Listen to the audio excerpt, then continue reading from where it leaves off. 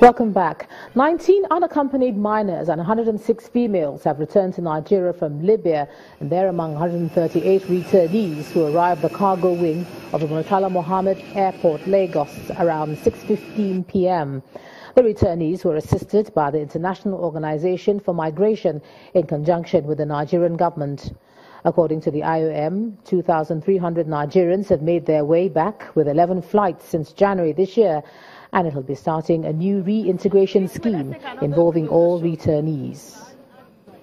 Every one of these people who are here will be eligible for reintegration support through IOM and European Union Trust Fund support, right? And so what that means is that they're not just home with the idea that after some time they should set out again and they should risk their life again, right?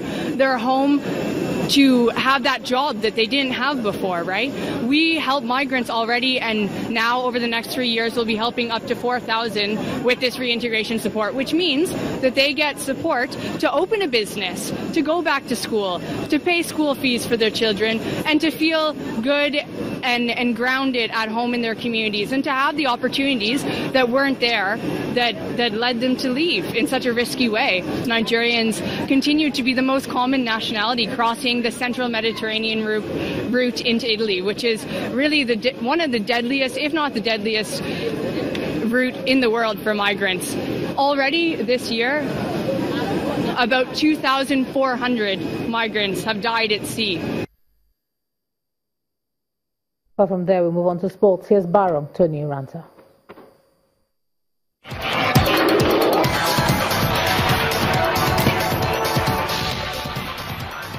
Thank you, Ijoma, and welcome to Sports News. Former Super Falcons captain Florence Omagbemi has been nominated for the FIFA Best Women's Coach of the Year award. Omagbemi led the Super Falcons to an unprecedented 8th African crown in December 2016 to become the first woman to win the title as a player and as a coach. The Delta State-born coach becomes the first Nigerian to be listed among the best in women's football by the World Football governing body, FIFA. The 42-year-old contends for the prestigious award with 9 other nominees. Curiously, Omagbemi was sacked as Super Falcons coach by the NFF despite her historic achievements. Meanwhile, the Nigeria Football Federation, the NFF, has appointed Christopher Danjuma as a head coach for the under-20 women's national team, the Falconets. Danjuma will be assisted by Wemi Mo, Matthew, Mansur Abdullahi, and Abdul Latif Yusuf. The quartet are expected in Abuja next week to open the camp for the screening of players or next month for the FIFA Under-20 Women's World Cup qualifying match between Nigeria and Tanzania. The Falconets will host Tanzania on September the 15th with the return leg in Dar es Salaam 2 weeks later. And elsewhere, Barcelona have unveiled Brazilian midfielder Paulinho after signing him for €40 million from Chinese club Guangzhou Evergrande. The 29-year-old is Barcelona's first signing since the Spanish Giants sold Neymar to Paris Saint-Germain for a world record €222 million. Paulinho joined Tottenham for £17 million from Corinthians in 2013 before moving to China in 2015. He helped Evergrande win last season's Chinese Super League and leads the team top of the table in the current campaign. An athletics disciplinary tribunal has upheld a ban on former Namibian sprinter and IAAF council member Frankie Fredericks pending an investigation into potential ethics violations. Fredericks, a multiple Olympic sprint silver medalist and a rising star among international sports administrators, was temporarily banned in July.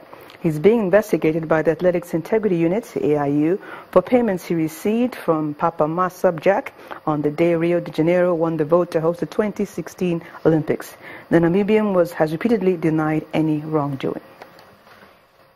And that's it on Sports News for tonight. I'm Barong Tony Ranta, and Ijoma will be back with a wrap. Thanks a lot, Balong. The Islamic State has claimed responsibility for the attack in Barcelona, where 13 people were killed and over 100 injured after a van ran into a crowd at the famous center for tourists. The police have arrested 2 suspects, dismissing earlier rumors that suggested the attacker had been holed up in a bar. A van has plowed into crowds in the heart of Barcelona, and Spanish media reports that more than 100 people have been injured and 13 killed in what police say they are treating as a terrorist attack. A video uploaded to social media shows a crowd of people running in Las Ramblas Avenue near the scene of the attack. An armed manhunt is underway for the driver, who authorities say fled on foot. Meanwhile, emergency services have shut down public transport in the vicinity. The incident happened on Las Ramblas Avenue, a busy area for pedestrians packed with tourists. An estimated 11 million tourists visit the city every year. The crash would add to a wave of militant attacks across Europe, many using vehicles as their weapon. And flags are flying at half-mast across Sierra Leone following a government announcement of observing 7 days of mourning. Dead bodies were recovered from the mudslide on Monday and they were buried earlier today, and a Chinese medical team is providing treatment to mudslide victims. Meanwhile, crowds have been gathering at a registration centre for people who lost their homes in the mudslide.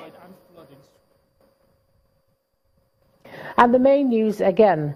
The meeting between the federal government and the Academic Staff Union of Universities today ended in a deadlock, with the lecturers' union insisting on continuing with their strike.